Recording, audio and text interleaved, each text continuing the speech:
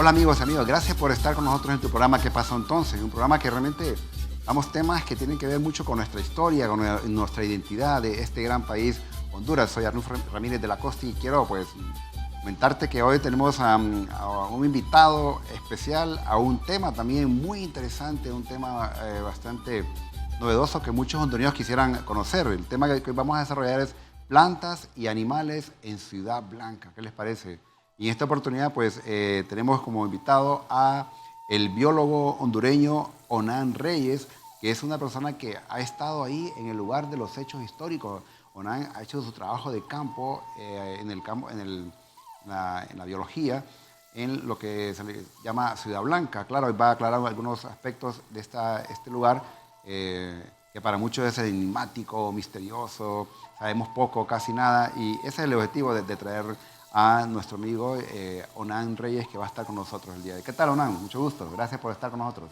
Arnulfo, muchas gracias. Gracias por la invitación a este programa y que podamos, pues, hablar un poco sobre lo que es el proyecto arqueológico Ciudad Blanca, sobre las aclaratorias de este tema, ¿no? Que es como apasionante y al mismo tiempo controversial, ¿no? Como lo es Ciudad Blanca, ¿no? Que para nosotros es un proyecto arqueológico donde se han ido anexando pues algunos elementos como la biología, por eso estoy acá, por eso estoy allá, la antropología y la historia. Somos un equipo interdisciplinario que estudiamos uno de los sitios arqueológicos más importantes para la historia de nuestro país y para el área mesoamericana, el área intermedia y digámoslo así para el continente y el mundo, ¿no? Muy importante sitio arqueológico que lo estamos abordando desde diferentes lentes y desde diferentes ciencias, ¿no? Cada quien desde su pedacito de ciencia aportando para la comprensión de este pasado ancestral y esta huella ancestral que está pues en nuestra selva de la Mosquitia hondureña. Creo que hondureños, propios y extraños, estudiantes, docentes, profesionales de diferentes áreas, como bien lo comentaba el licenciado Onan, es un grupo multidisciplinario que ha llevado a cabo este proyecto y creo que es así como podemos entender. Creo que son un ejemplo de cómo se hace un buen trabajo a nivel de diferentes profesiones. Y lo más importante, Onan, y lo que yo he observado con ustedes es el respeto del trabajo de cada uno de ustedes, la aportación, la construcción de ese conocimiento, porque al final ustedes están construyendo ese conocimiento bajo diferentes ópticas o bajo diferentes ciencias. Bueno, comencemos con este proyecto arqueológico de Ciudad Blanca, maestro Nan. Gracias. Bueno, como lo decías, Anulfo, o sea, la interdisciplinariedad, ¿no?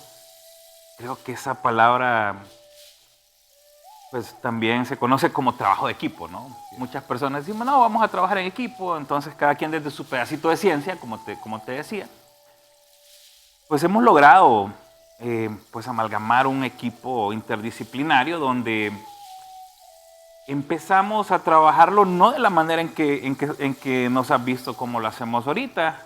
Costó un poco al principio empezar a encajar, pero desde que empezamos a comprender de cómo desde su cosmovisión se fundamentaba esta cercanía con la naturaleza, donde mirábamos que esta naturaleza estaba representada en esta lítica, los árboles, las plantas aparecían en sus elementos o sus representaciones en talla. Entonces empezamos a ver de que no podíamos trabajar esto, biología, separado de arqueología, de antropología, porque en realidad era, y sí, y es tan importante como fue tan importante para ellos que comprendamos cuál es la relación del ser humano con su medio que lo rodea y cómo ese medio puede ser o ventaja o puede ser también un obstáculo para el desarrollo de una sociedad.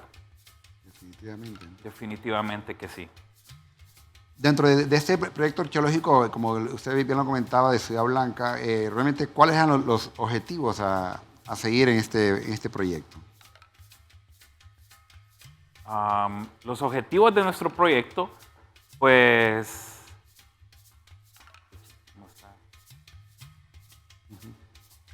pues es impulsar y promover la investigación científica del patrimonio arqueológico, antropológico y biológico y cultural de la zona arqueológica denominada Ciudad Blanca. Cuando decimos zona arqueológica denominada Ciudad Blanca, es muy importante aclarar este punto, porque se hizo un boom, ¿no?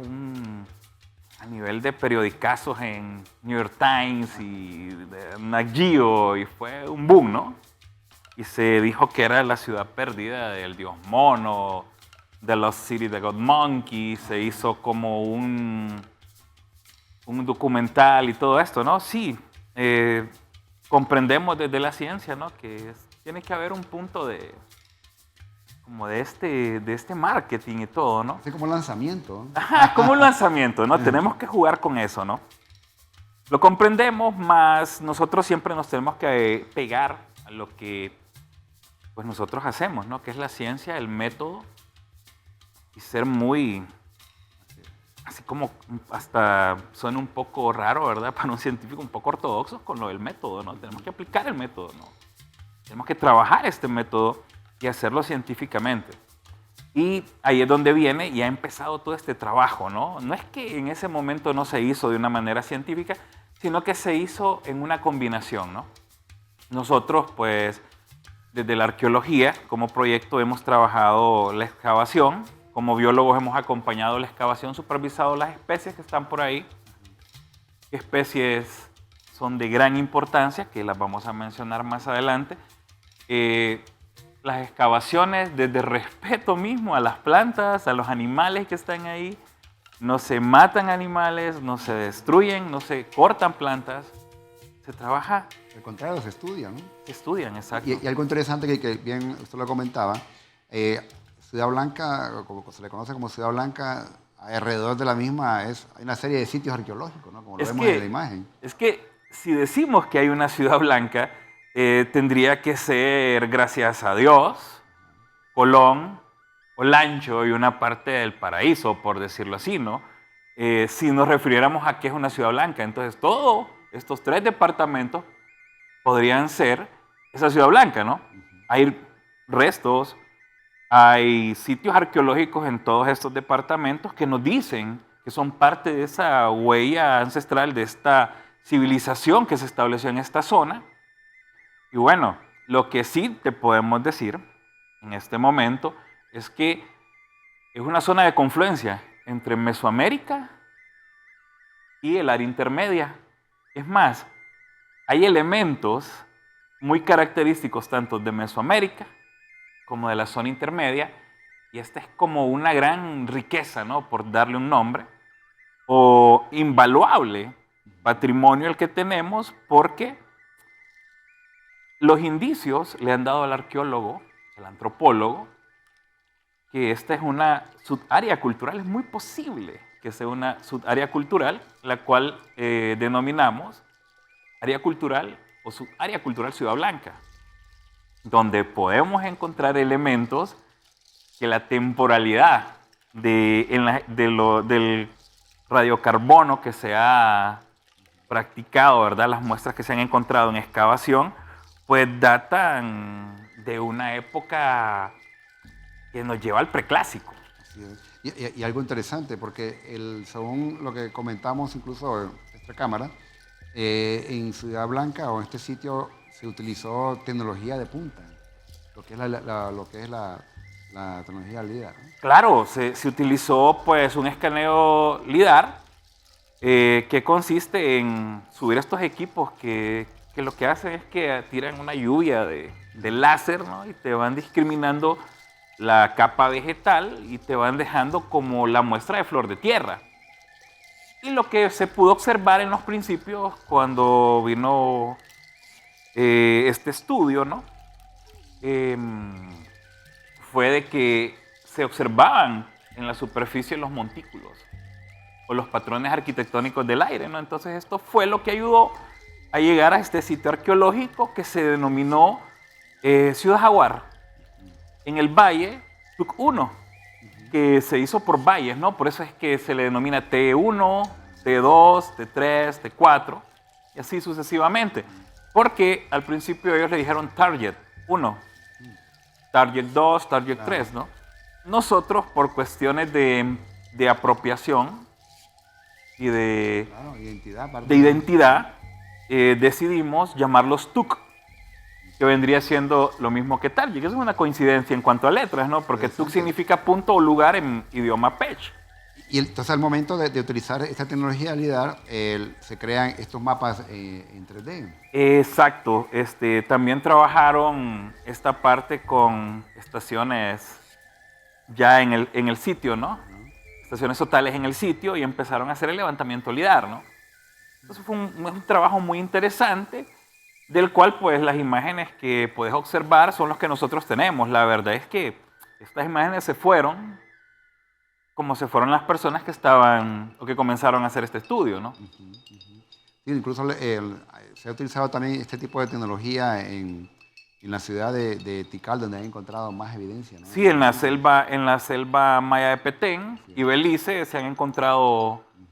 En el primer lugar que se utilizó fue acá en La Mosquitia. Sí, definitivamente. Y se hizo pues y se encontró este sitio, ¿no?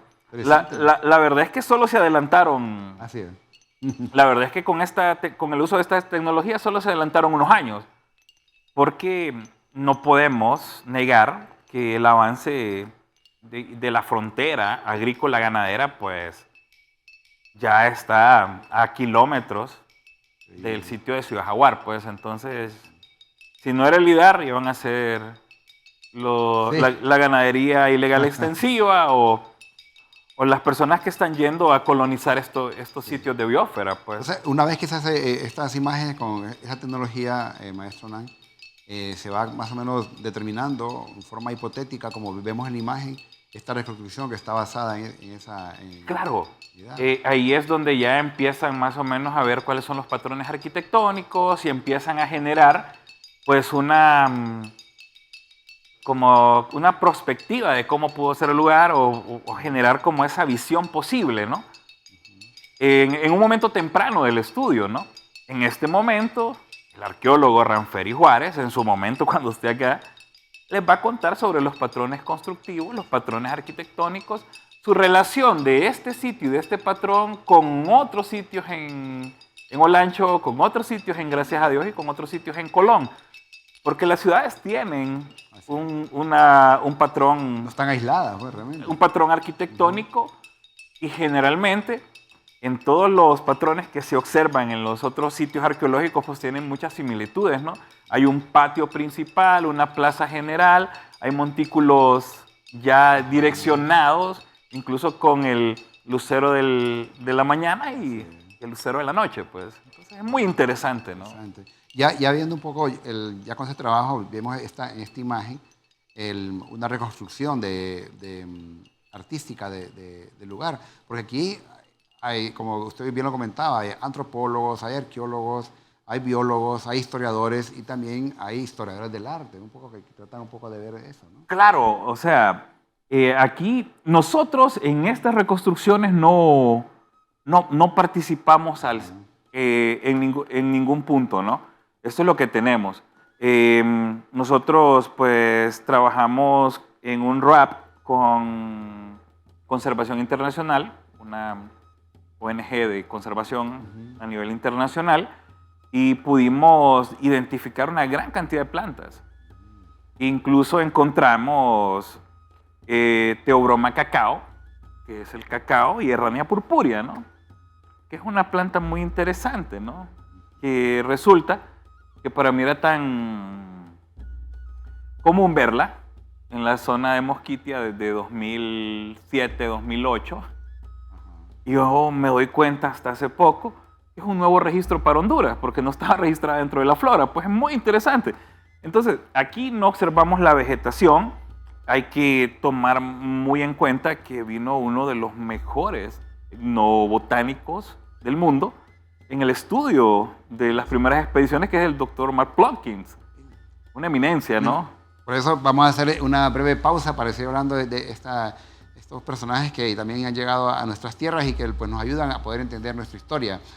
Recuerda que estamos siempre pues, en nuestras redes como STV Telebásica para que pues, escuchar tus mensajes, comentarios y hablar de nuevos temas. Ya regresamos, no nos cambies.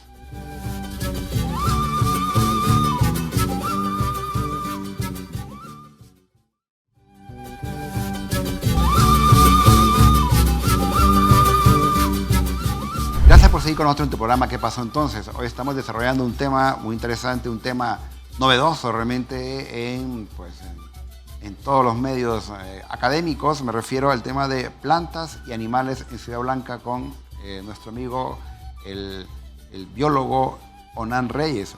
Realmente comentábamos en el bloque anterior de esas personas, esos científicos que vienen a nuestro país, les llama tanto la atención.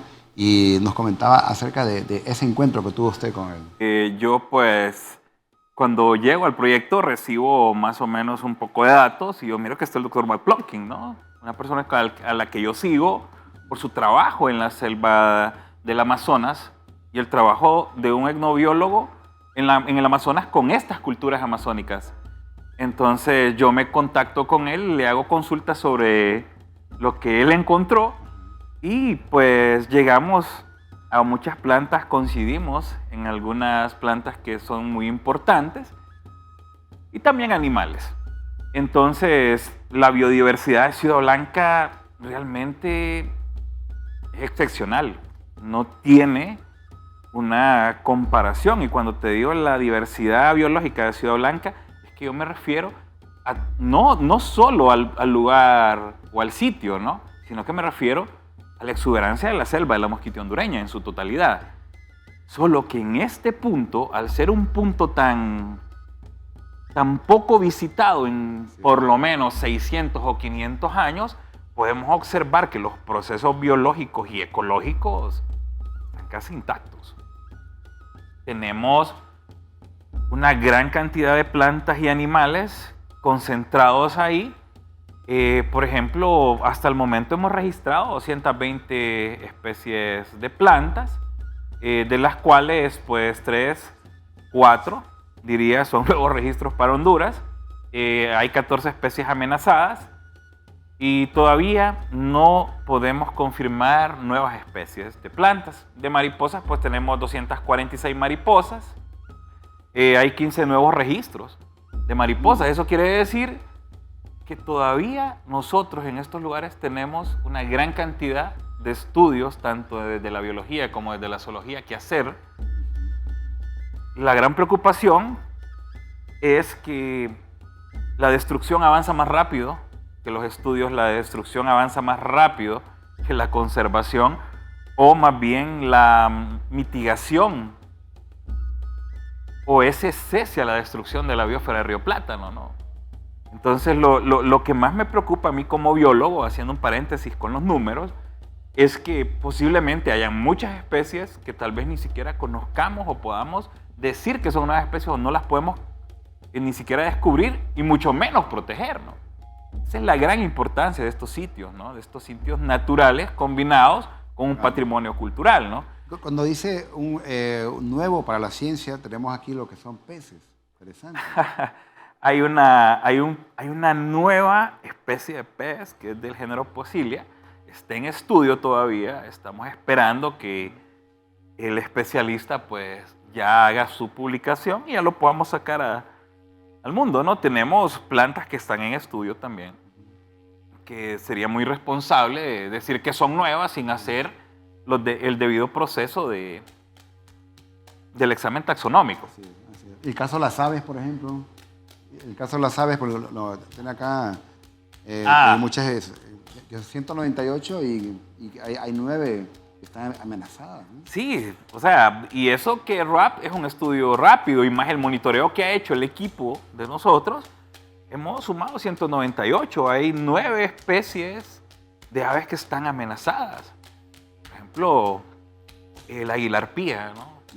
Aparte de que es casi en este momento un fantasma, porque es muy raras veces se puede ver, pero cuando la puedes observar in situ es una cosa que te maravilla, porque es imponente, es una envergadura de ala increíble, y yo la vi desde el aire, ¿no? en una ocasión, ¿no? Iba abajo del vuelo del helicóptero, ¿no? Todo un espectáculo. Un espectáculo, ¿no? Entonces sí, tenemos una gran cantidad de aves, tenemos murciélagos, tenemos 30 especies de murciélagos registradas, hay un nuevo registro y hay una especie que está amenazada. En los mamíferos, pues tenemos 30 especies de mamíferos registradas, tenemos 6 especies amenazadas, entre ellas, pues, el jaguar, la jauía, el danto, y generalmente hablamos de estas 3 especies como esas emblemáticas, ¿no? Pero en estos espacios de selva, en esta zona de la mosquitia hondureña, la especie más amenazada que podemos encontrar no son estos animales o no son estas plantas, sino que son estos pueblos indígenas. Son estos pueblos indígenas que habitan y han habitado en el decurso del tiempo. Estas tierras son herederos culturales de esta, Claro. de esta arqueología, de este patrimonio, de estas huellas ancestrales de ellos, ¿no? Ya en el caso suyo como biólogo, realmente tuvo que haber visto maravillas, cosas que le impresionaron y más con ese nivel de sensibilidad que tiene Onan, como un profesional de la biología, ha sido esto fuera de lo normal.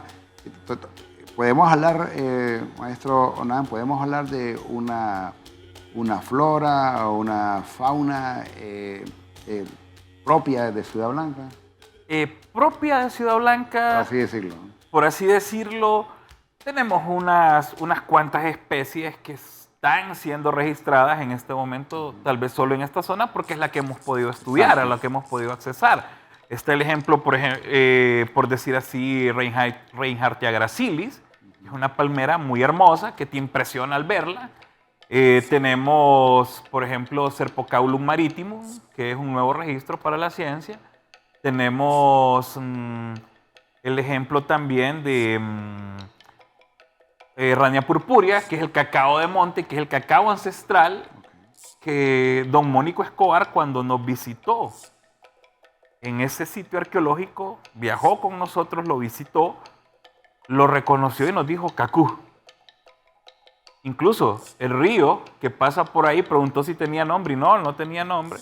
Entonces hizo un quech, que es como un ritual pech, y lo denominó Cacú Azoa, que quiere decir río cacao o río Cacú. Muy interesante experiencia relacionada con estas plantas que también él tenía muchos años de no verlas, ¿no? Eso es muy importante. Y como te decía anteriormente, ellos son los pueblos, los mayores, los que están más amenazados, la especie más amenazada, y al final todo es una conexión, todo está interconectado. Así es. Si desaparece la selva, si desaparecen las plantas, desaparecen los animales. Desaparecen los pueblos y desaparece al final el ser humano. Nosotros estamos interconectados con estos sitios, con estos lugares, ¿no? Son muy importantes. Sí, yo creo que hay que también, hablándole de importancia, con todo este estudio que ustedes hicieron a nivel de antropológico, arqueológico, historiográfico, artístico y biológico, lo importante aquí es que ustedes de una u otra forma están recuperando, están yo diría como reactivando esa historia de los pech que se había perdido realmente. Claro, es muy importante lo que observas. No me he dado cuenta. La verdad es que es tan increíble esta cosmovisión pech, cómo tiene esa visión del todo, ¿no? Esa conexión con ese universo que lo rodea, con esta naturaleza con la que se relaciona. O sea, todas las plantas tienen un porqué, tienen una función dentro del ecosistema y tienen una función dentro de su dieta, ¿no? Encontramos plantas que son importantes para su medicina, para su alimentación. Es más, conocimos el bijao o paya, que es el nombre peyorativo por el que se le llamaba. Paya es la hoja con la que se envuelve el sazal, el chajá, que es la base fundamental de su dieta. Y todo el sitio arqueológico está llena de Bijao, ¿no?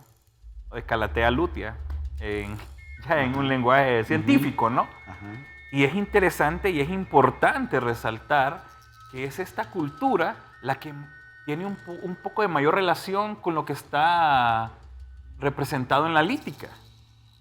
Tenemos que encontramos Tunu, Castilla Tunu, que es una fibra vegetal con la que se trabajaba la vestimenta, con la que se trabajaba las cobijas o las sábanas. Y es muy interesante también porque encontramos Castilla elástica o hule. Y es muy interesante porque si escuchas la palabra olancho, viene de hule, viene del vocablo ulán, quiere decir hule. Y hay un texto por ahí muy interesante que te habla que decía así el texto, ¿no? Yo no lo puedo cambiar, no me gusta la palabra. Estos indios impermeabilizaban con caucho estas telas y llevaban bolsas, ¿no? Y en estas bolsas llevaban yuca, ¿no? Y llevaban cáscaras de hule para hacer sus ídolos, ¿no? Eso es muy interesante. ¿Y sabes por qué es muy interesante? Porque eso ha sido uno de mis mayores asombros, en realidad, como esas serendipias, ¿no? Ajá. Que encontré ese Castilla elástica o ese árbol de hule a la par de él ahí. Una enredadera que me pareció muy curiosa, que es Hipomea alba. En español es como Don Juan de noche, algo así, porque es muy olorosa y es una flor como en forma tubular. Y resulta que al combinar la savia y el látex de hule con la savia de la hipomea, tiene azufre. El azufre con el látex hacen caucho. Tenemos la tecnología de polímeros desde hace más de 3.000 años. Nosotros aquí, y hasta hace como que 100 y algo de años, Charles Goodyear pues pudo llegar que combinando azufre con látex o con hule, con este látex de hule, se forma el caucho, ¿no? Cuando nuestros ancestros en estas tierras impermeabilizaban, todavía la rueda estaba con metal o con madera ya por el viejo continente, ¿no? Entonces, la tecnología que desarrollaron estos pueblos y que aún está latente en las prácticas de supervivencia de estos grupos nómadas, es muy interesante. No sabemos si la tecnología de nosotros en estas tierras hace 600, 700 años están más adelantadas que donde se supone que comenzó todo, ¿no? Es muy interesante, por eso el estudio de este pasado, ¿no? De esta huella ancestral en estas tierras, ¿no? Definitivamente, ¿no? Y el hecho de... Recuerdo un poquito ahorita el uso de medidas para hacer esas grandes construcciones. Hoy día se necesitan niveles, se necesitan plomadas, mediciones de metro. En aquel entonces pues no teníamos nada de esto. Y cómo lograron llevar a cabo esos grandes proyectos. Maestro Hernán, creo que como biólogo, y sabemos que yo siempre le he comentado que sus ojos han visto plantas, animales que probablemente nosotros nunca miremos, ¿no? A no ser que sea por su trabajo de investigación, que tenemos ese acceso a esa información. Y ese es uno de nuestros objetivos, ¿no? Que todos los que nos están viendo conozcan de cerca ese trabajo y realmente haber estado ahí, hasta sus vidas peligraban, porque es una zona totalmente salvaje, vamos a llamarle, ¿no? Entre comillas. Bueno, yo le llamaría, es la naturaleza siendo naturaleza. Sí. Que no importa si es hombre, si es mujer, si es bueno, si es malo, es la naturaleza misma, ¿no? Es la naturaleza misma y yo creo que ahí es donde hemos podido pues, aprender a desarrollar un poco más de la conciencia que ya tenés por el simple hecho de estar estudiando en estas áreas, ¿no? O a respetar no solo la parte de la ciencia, ¿no? A respetar no solo la academia, a respetar no solo los papers, ¿no? Sino que a respetar también ese conocimiento ancestral, porque Uno de las mayores academias o las mayores escuelas que yo he tenido, pues, es haberme sentado con Ezequiel, con Don Mónico, con Chalío. Ezequiel y Chalío, pues el COVID-19 se los llevó. Uno era maestro relator de mitos y el otro era con la persona que yo tenía mayor relación, porque él estudiaba plantas y animales. Y nos pasó ese conocimiento, ¿no? Y es este conocimiento el que te da ventaja dentro de estos sitios. Definitivamente. ¿No? Bien, vamos a hacer una breve pausa usando los camiones y ya regresamos con tu programa ¿Qué pasó entonces?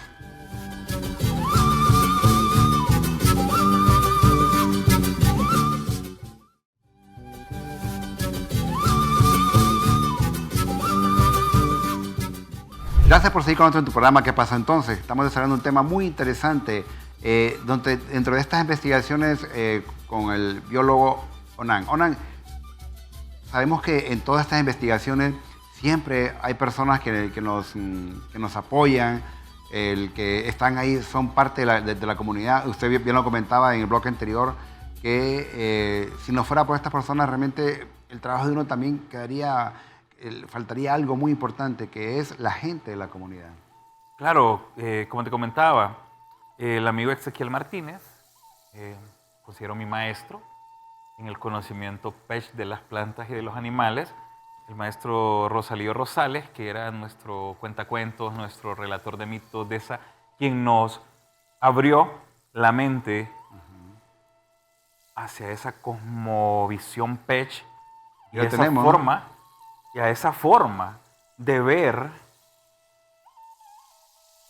el bosque, la selva y cuál es la relación del pueblo PECH con su espacio, su universo, ¿no? Y es un poco triste cuando perdemos estas bibliotecas, estas enciclopedias. Por eso siempre he dicho yo, son los pueblos indígenas los que están en mayor peligro en estos lugares, porque es a los pueblos indígenas a quienes les ponen las armas, a quienes les disparan, a quienes los desplazan a través de la violencia. Y no, es algo que no lo podemos negar y que lo tenemos que decir, ¿no? Hay una invasión de una ganadería ilegal extensiva, hay una narcoactividad que desplaza estos pueblos. Y pues bueno, ahí es cuando se van perdiendo el conocimiento, ya sea por causa natural o de manera violenta, perdemos el conocimiento. Tuvimos la oportunidad de viajar con el cacique mayor PECH, don Mónico Escobar, con el que discutíamos sobre el lau lau, que es la palmera que está por ahí. El lau lau es uno de los árboles sagrados del pueblo PECH, que es la Euterpe pecatoria, es una palmera de donde nace el patacacó, está el sosorcá, que es el indio desnudo, un árbol que lo conocemos todos, que es el árbol de donde nacen los hombres. Y está el borchá o el jobo, que también es un árbol que es muy conocido, que es de donde nacen las mujeres. Por eso es que los PECH nos compartían, ¿no?, el nombre por el que ellos se determinan como pueblo, ¿no? Muy interesante, que es el nombre de Guajayé, que quiere decir gente que viene de los árboles, ¿no?, o de las montañas, ¿no? Interesante. Entonces, es muy interesante porque eso te dice que si su mito de creación, ellos nacen de los árboles, la conexión con esta naturaleza, con esta selva, es tan importante para su vida como para todo su universo que los rodea, ¿no? Tenemos la Euterpe precatoria, que está por aquí en pantalla, que aparte de eso, ese día aprendí que la sal de tierra se extrae quemando los peciolos de esta palmera y la ceniza la recoges, la metes en un tubo de bambú, lo tapas y lo llevas, ¿no? Y esa es la sal con la que vos vas a salar tu carne de la cacería o de la pesca, ¿no? O sea, sí, definitivamente. Definitivamente, sí. Esa es una academia, ¿no? Así es. Y ese es un conocimiento ancestral que está ahí, que nos lo están mostrando. Magravia nervosa, Serpocaulum maritimum y Ardisia wedeli, los 3 nuevos registros para la flora también están por aquí. Es muy importante porque son plantas que no se habían encontrado en todo el territorio nacional Y esto te está diciendo, te está dando la pauta, ¿no? De que estos sitios son tan importantes para la biodiversidad, no solo porque es bonito tener más especies o cosas así, no. Lo que sucede es que hay una realidad que tenemos que empezar a vivir, ¿no? O que tenemos que empezar a ser conscientes de esta realidad, ¿no? Que es importante cuidar todas estas plantas y sobre todo estos animales, ¿no? Que están en estos sitios porque son nuestros seguros de vida. La vida sin ellos, la vida humana sin estas plantas y estos animales no sería posible porque ellos ya tienen una dinámica específica y equilibrada. Definitivamente. Por ejemplo, para que se distribuya el zapote, ¿no? La puteria zapota, necesitamos que sea comido y que sea transportado por un animal. Para que se transporte el cacao también necesitamos esa socoria, ¿no? Esa dispersión por animales, ¿no? ¿Qué decirte? De las plantas más importantes culturalmente hablando, pues encontramos dos importantes, que es el Theobroma cacao y el Errania purpurea, que es el cacú, que tienen una importancia y una relevancia tanto en Mesoamérica como en el sur, ¿no? En la parte amazónica. Fue moneda y sobre todo es chocolate. Y con todas las propiedades que tiene el cacao. Claro, o sea, y sí. no digamos el cacú o el Errania purpurea, que es súper más amargo, por eso no es tan popular, pero sí es el cacao sagrado y es el cacao ritual, ¿no? El cacao de los rituales, ¿no? Muy importante. Todo Mesoamérica, ¿no? Sí, no sé si has escuchado que el mejor chocolate que se fabrica en el mundo es el suizo, ¿no? Y te has preguntado de dónde va este cacao, ¿no? Así es. Va del Amazonas, de Mosquitia y de Selva Maya, ¿no? Así es. De Petén, Yucatán y Belice, ¿no? Son los sitios, ¿no? Y ahí va. Somos centro de origen del cacao. Así es. Realmente muy ilustrativo y que hay que consumir más cacao ahora, ¿no? Y que sea 80% cacao y el resto los componentes, porque lastimosamente los chocolates nuestros que se venden comúnmente es 20% cacao y 80% pura azúcar, ¿no? Así que no es nada de cacao. Yo Bien. prefiero el grano tostado, ¿no? Ah, bueno, igual. Ya, yo creo que igual. Sí, ¿no? sí, lo hemos probado y en la zona del lago de Ojoa, que hay un buen cacao, hay una producción de esa forma y hay incluso repelente de cacao, hay también hasta spray antibacterial de cacao, ¿qué? De todo, hasta champú de cacao, cremas de cacao, Bueno, para evitar quemarse realmente. Yo ya del champú ya no podría ser cliente, Bueno, ¿verdad? Pero lo así demás es. sí. Los árboles sagrados, maestro Donay, usted nos comentaba que para los Page realmente ellos vienen de los árboles y mencionaba dos tipos de árboles. Me llama mucho la atención este árbol que hay en abundancia, pero en abundancia en la zona de Copán Ruina, que se le conoce como el indio desnudo. También este árbol es medicinal, ¿no? Sí, el Bursera cimarúa es un árbol con una gran cantidad de virtudes, ¿no? Desde la medicina hasta de prendón de cerco, por decirlo así, ¿no? O sea, es una gran gama de utilidades, ¿no? En la medicina. Es un cicatrizante, es un antiséptico. O sea, te sirve para muchas cosas, Sí. ¿no? Pero lo más importante desde el punto de vista sagrado es que de ahí nacen los hombres, ¿no? Muy interesante, ¿no? Y esa separación que ellos hacen, que de un árbol nacen los hombres como tal y de otro nacen las mujeres, ¿no? Sí, pero también está la palmera, que le comentaba, que es la Euterpe precatoria, Lau, Maquenque, Mantequilla, bueno, tiene un sinnúmero de nombres, donde nace el héroe cultural, ¿no? Que es el Patacacó, que viajó por los 9 mundos, y hasta ahí lo voy a dejar porque estos son los mitos y la cosmovisión que les va a hablar el maestro Ronnie Velázquez, el antropólogo, con el que hemos trabajado en conjunto todo esto, ¿no? Porque es tan apasionante saber que los árboles tienen una gran relevancia, como lo tuvieron también en la parte de la cultura maya, ¿no? El Axijatlas es el ceibo.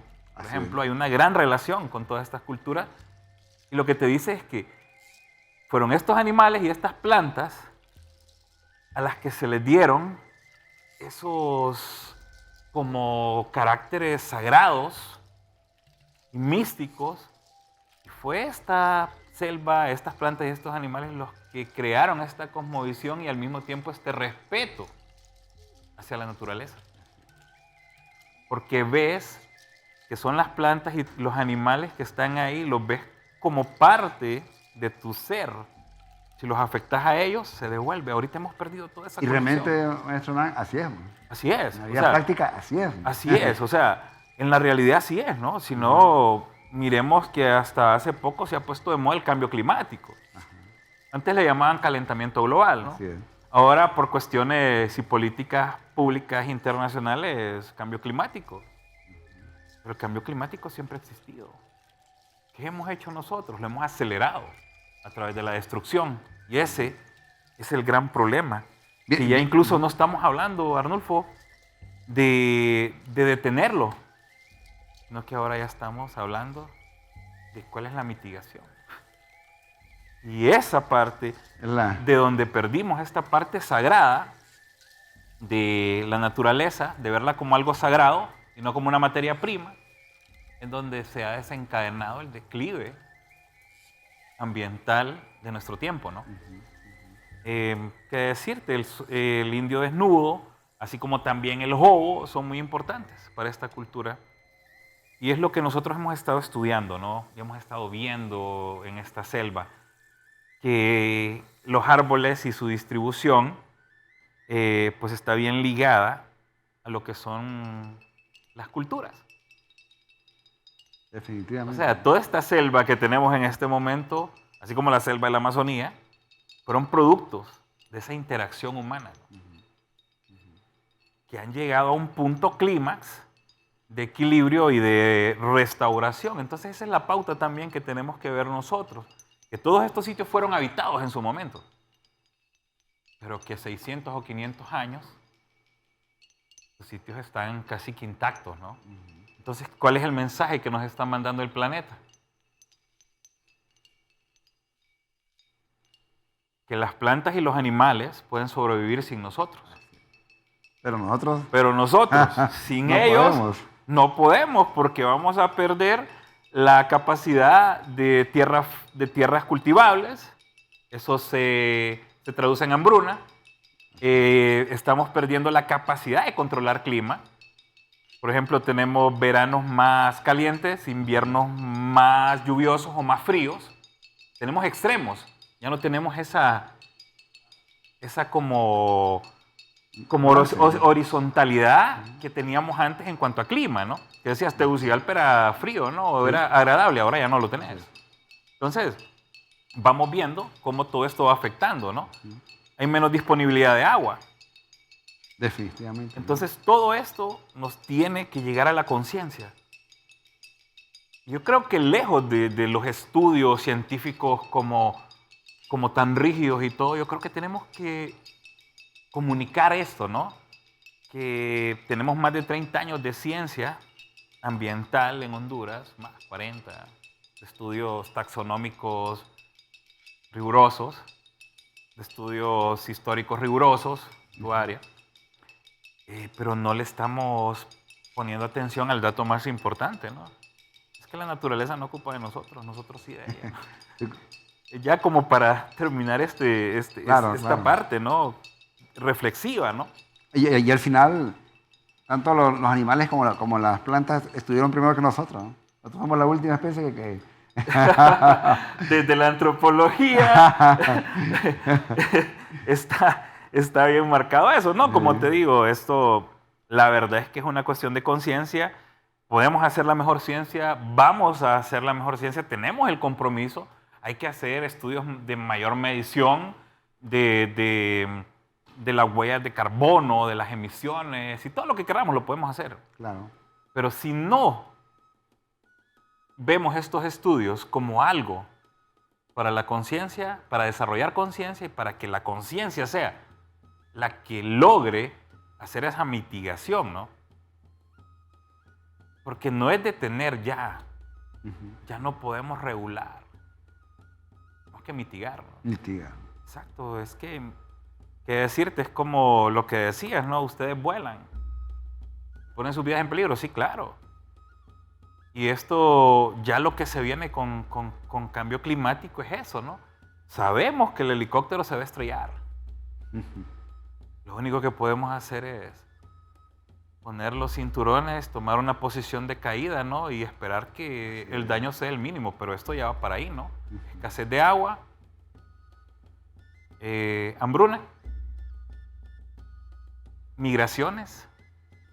Es como caída de piezas de dominó, ¿eh? Cae uno y va cayendo. Por eso queremos cuidar tanto el jaguar, por eso queremos cuidar tanto el danto, la jauía. En sí, yo siempre he pedido, cuidemos los animales, pero por favor, cuidemos las plantas también, ¿no? Así es. Bueno, muy importante este nivel de hacer conciencia realmente, ¿no? Y vamos a hacer una breve pausa, ya regresamos para que sigamos hablando de este tema tan interesante acerca de las plantas y animales de Ciudad Blanca. No los cambien.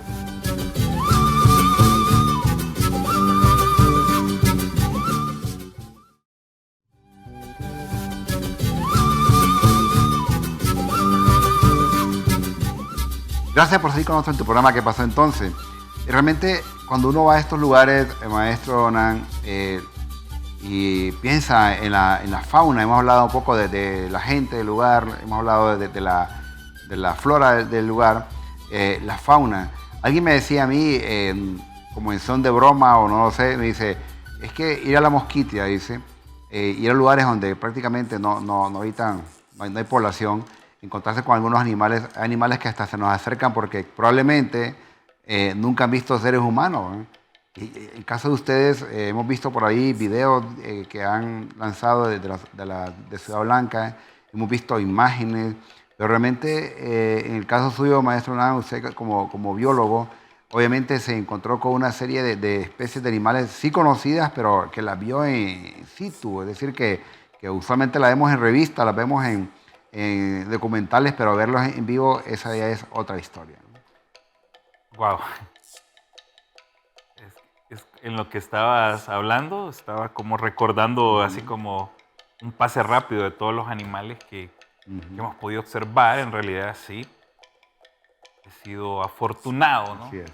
La verdad.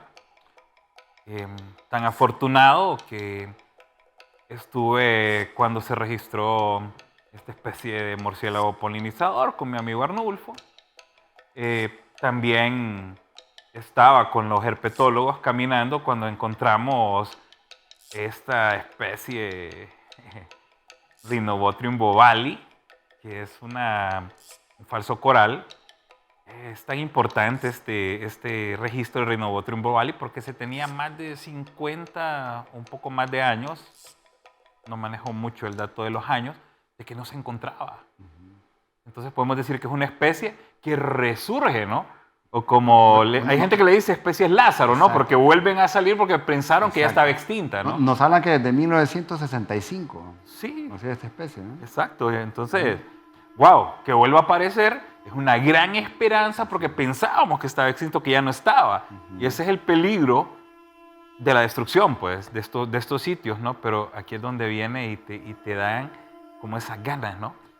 Pero es que yo siempre he dicho eso, ¿no? Y lo aprendí de mi maestro, el doctor Cirilo Nelson, ¿no? Que repetía esa frase, ¿no? Que se me ha quedado tan... Claro. Fortuna erudita y fabet, ¿no?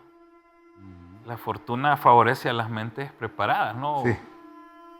Luis Pasteur, ¿no? La acomodó, ¿no? Que dice que en los campos de la observación, ¿no? La fortuna favorece a las mentes preparadas. Entonces nosotros estamos calibrados para encontrar estas especies, ¿no? Tenemos el ojo ya entrenado para encontrar desde la orquídea más pequeña o hasta la serpiente más camuflajeada, ¿no? Y esto es lo importante de estar en estos sitios, ¿no? Rhinobotrium bovali, es la que vemos en pantalla, es una serpiente, aparte de muy bellos colores, es un falso coral y fue pues encontrada por el biólogo Milton Salazar y Manfredo Turcios, ¿no? Este fue uno de los datos que más emocionó al equipo y ha emocionado al equipo, que es jauía. La jauía es el chancho de monte que ha estado casi reducido su espacio de distribución en todo Mesoamérica a casi nada, ¿no? Encontrarlo ahí. es lo que te va diciendo que este sitio es tan importante, casi no es como conservarlo, sino que blindarlo. Porque es que de esas agüillas que se alimenta nuestro jaguar, ¿no? Nuestro jaguar, nuestro animal sagrado, ¿no? Tan importante para mantener la selva en equilibrio y tan importante para las culturas también, ¿no? Así es. Anfibios y reptiles, pues encontramos estas salamandras, bolitoglosa mexicana, ranas de vidrio, una gran diversidad. O sea, estos son indicadores de ecosistemas total y completamente en el mejor estado posible de conservación, ¿no? Picetus ornatus, águila hornera. Yo estaba en el momento justo que se tomó esta fotografía. Ver esa naturaleza interactuar de esta manera que viene el águila, ¿no? Hornera y agarra a esa guara verde, ¿no? La caza y la lleva al suelo y se la está comiendo, ¿no? Es un momento de depredador presa que la verdad emocionó tanto verla ahí. Está pues la posilia, que es la nueva especie de pez que está en estudio. En su momento, pues, al tener ese dato, yo te lo voy a compartir para saber cómo se va a llamar, ¿no? Nuestra nueva especie de pez tan importante, de Río Cacú, ¿verdad? Como le llamó el cacique mayor Pech.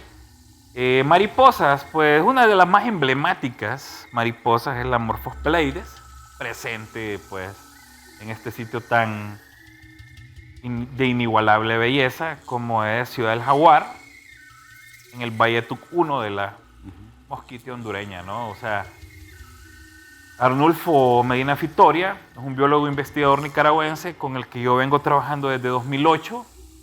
Es el Batman, así le llamaban, el Batman, o sea, un especialista en murciélagos. Desgraciadamente, pues, el COVID-19 se lo llevó. Claro. Hermano Sictivi Terralevi, siempre mencionamos a Arnulfo porque hizo grandes aportes a Honduras. Con Arnulfo en 2008 encontramos el tiquimijá o el Ectophila alba, ¿no? Y él fue el de reporte de Ectophila alba. Yo lo recuerdo, este murciélago blanco hondureño, ¿no? Que incluso así se llama, ¿no? Es muy, muy importante dentro de la cosmogonía Pech, la cosmovisión Pech. Tiene una gran importancia, es el tiquimijá. Ahí les va a hablar el maestro Velázquez sobre el tiquimijá.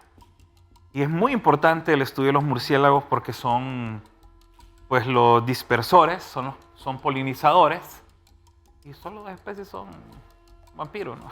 Ajá. O sea, como son parte de los llamados arquitectos del bosque, ¿no? Porque esa dispersión, esos radios de vuelo son los que hacen posible la polinización y la dispersión de la semilla, ¿no? Sí, sí. Bien, y hablamos al principio, maestro Nan, acerca de este proyecto del sitio arqueológico. En general, ¿cuáles fueron estos logros? Sabemos que hay una gran cantidad, pero obviamente por el tiempo nos puede hacer una pequeña síntesis. Pues se ha ampliado el registro de piezas arqueológicas. Andamos en un inventario de 501 artefactos líticos.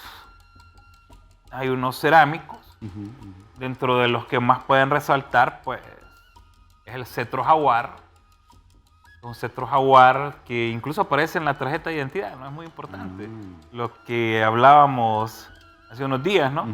La arqueología de Honduras en la identidad. Ya lo tenemos, ¿no? En la identidad, o en el Documento Nacional de Identificación es ahora, ¿no? Sí, y creo que nadie se ha enterado realmente. Sí, está, ahí está. Ajá. De Occidente, Escalinata de los Jeroglíficos, que por esto es que Copán es Patrimonio de la Humanidad. Así es. Eso ella es su parte. Y tenemos en el Oriente el cetro jaguar, que Ranferi les va a hablar más que todo de este cetro jaguar, ¿no? Muy importante. Regresando a los resultados del proyecto, pues te puedo decir que hemos identificado elementos que soportan las hipótesis de que este es un taller artesanal y un sitio ceremonial. hemos encontrado pues el cincel con el que se tallaron las piedras. Y esa marca de talla calza total y completamente con cada uno de los toques, ¿no?, que están en esa lítica. ¿Son pedernales o qué tipo de materiales? Está serpentina.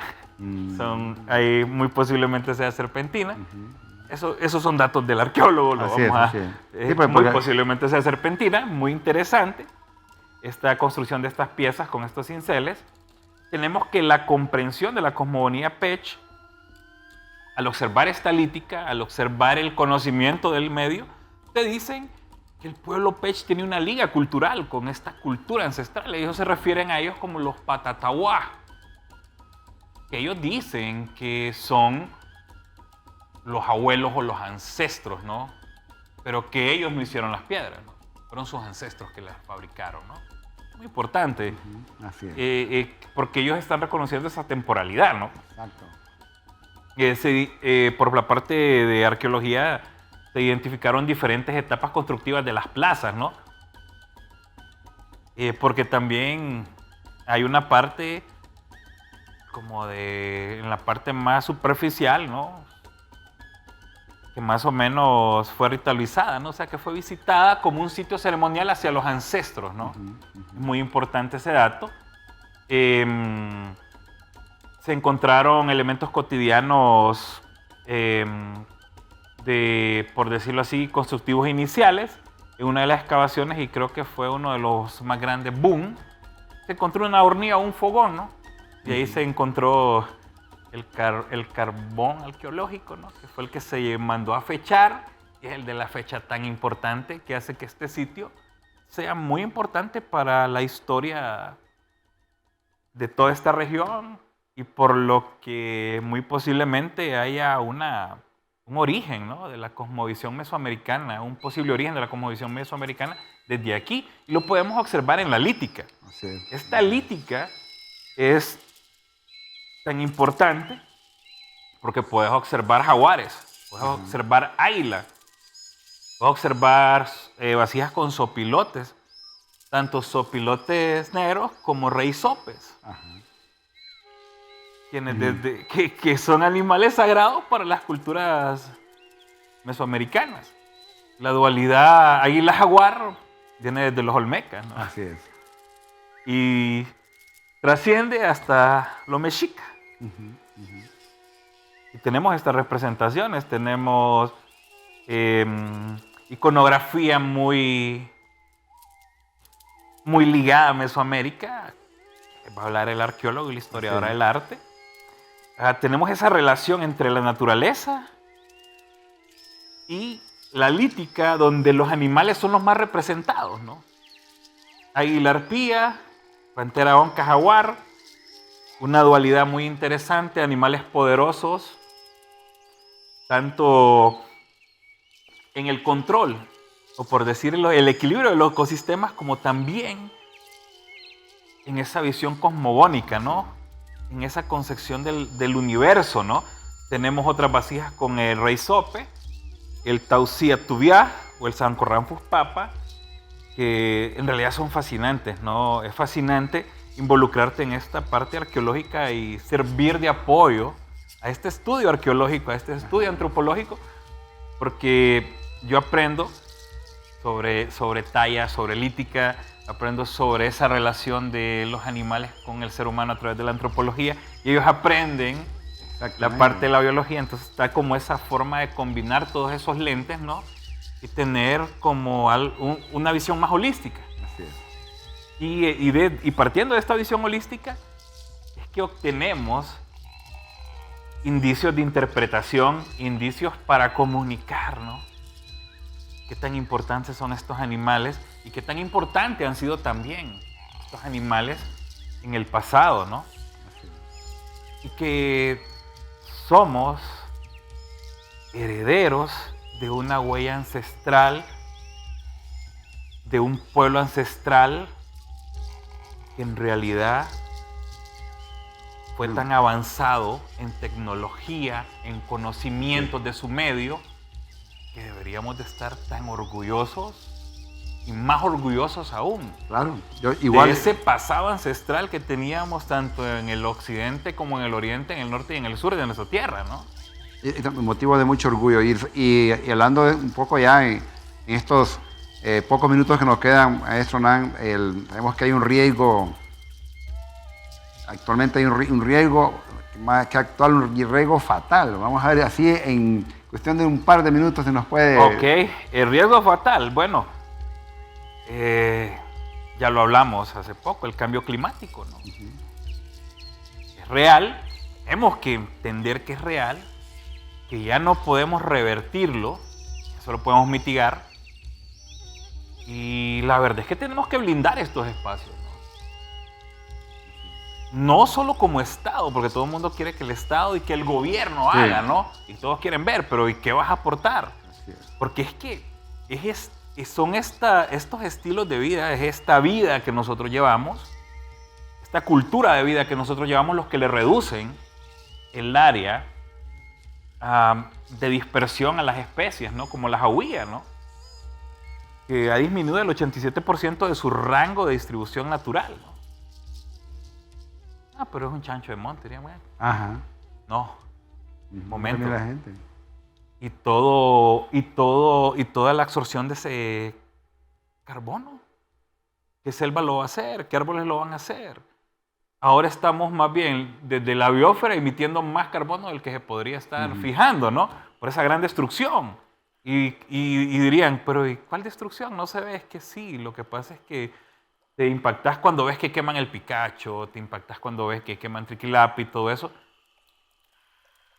¿Te puedes imaginar el impacto que llevo yo después de ver una imagen como esta?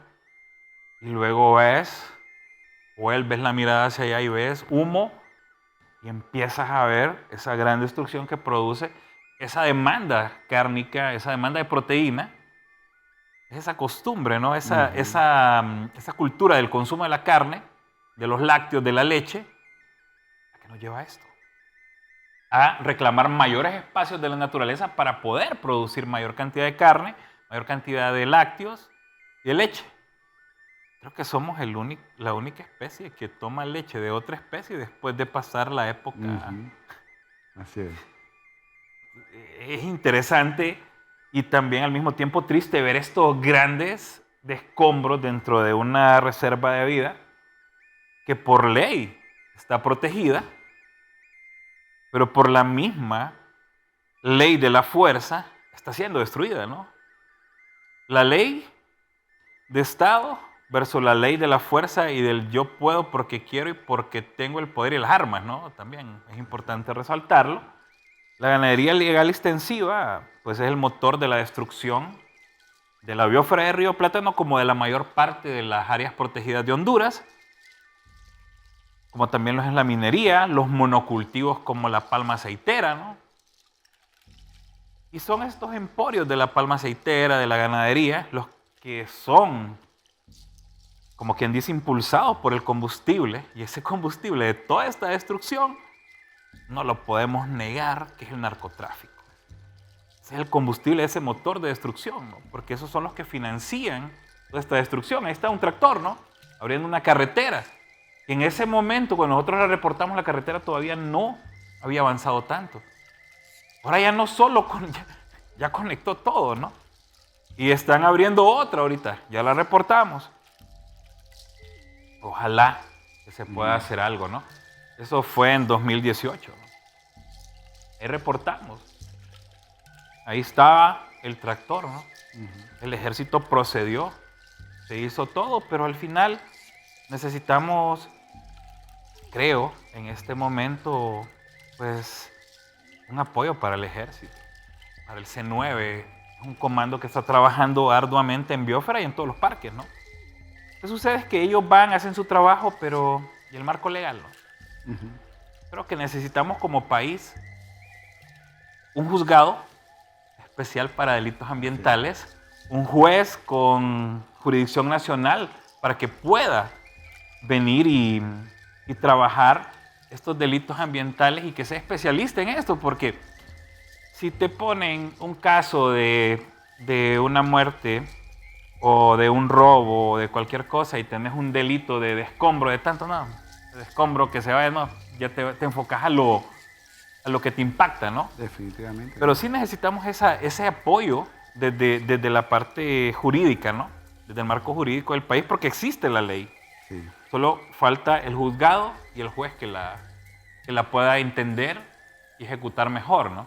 Bien, con todo este nivel de conciencia que pues nos ha dado el maestro Onan, nos ha quedado claro y creo que también es parte de nuestros objetivos del programa que pasa entonces, invitar a estos profesionales para que nos ayuden, nos cuenten sus investigaciones, pero también crear ese nivel de conciencia. Así que, maestro Onan, de parte de nuestro programa que pasa entonces, le damos las gracias por haber compartido esos conocimientos. Sabemos que hay más que decir, hay más que compartir, obviamente, pero que igual, como lo decimos siempre a nuestros invitados especiales, como el caso suyo, tiene las puertas abiertas. Cuando quiera continuar con esta historia, pues la historia no termina acá, ¿no? Que va a continuar, y así que le agradecemos mucho, ¿no?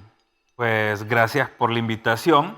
Creo que una segunda parte para hablar de plantas, animales, de Ciudad Blanca y a la mosquitia hondureña, pues más va a depender de su invitación, porque Bueno. yo siempre voy a estar muy dispuesto para que podamos ampliar, porque aquí dimos Así es. un recorrido bien superficial, ¿no? Vuelo de pájaro, pero que ayudó de mucho. Y para los que nunca hemos estado ahí, ya trabajando en el lugar de los hechos históricos y poder interactuar y convivir con toda esta flora, toda esta fauna, con la gente del lugar, creo que ha sido muy, pero muy ilustrativo. Así que de nuevo, muchas gracias, ¿verdad? Estuvo con nosotros el biólogo hondureño Onan Reyes, persona que trabajó justamente en lo que se conoce como Ciudad Blanca. Y ustedes, gracias por seguirnos. Recuerden que estamos en nuestras redes como STV Telebásica para pues, conocer de tus comentarios, preguntas y también sobre nuevos temas que vamos a desarrollar.